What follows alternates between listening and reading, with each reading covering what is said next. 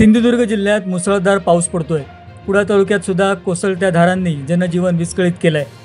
गेल्या 24 तासात कुडाळमध्ये 175 मिलीमीटर पावसाची नोंद झाली आहे।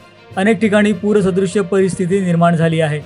कर्ली नदी इशारा पातळीच्या वरून वाहते। कर्ली नदीची इशारा पातळी 9.910 मीटर एवढी आहे। पण आज दुपारी 2 वाजता भंगसाळ पुलावर घेतलेली इशारा पातळी 10 मीटर एवढी आहे। त्यामुळे कुडाळ शहरात आंबेडकर नगर येथील वस्तीत पाणी शिरलंय। 10 घरांना पुराच्या पाण्याने वेढल्यानं त्या घरातल्या सदस्यांना सुरक्षित ठिकाणी हलवण्यात आलंय। कर्ली नदीकाठच्या बाव, बांबुळी, पावशी, सरंबळ या गावांना तहसील कार्यालयाकडून दक्षतेच्या सूचना देण्यात आल्या आहेत।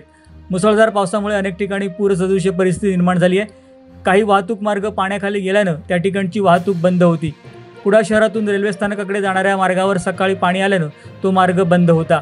तर हॉटेल गुलमोहरकडे पाणी आल्यानं त्या ठिकाणीहून होणारी एसटी वाहतूक राज हॉटेल मार्गे वळवण्यात आली होती। माणगाव खोऱ्यात दुकानवाडसह अन्य छोटी मोठी पुलं पाण्याखाली गेल्यानं वाहतूक ठप्प झाली होती।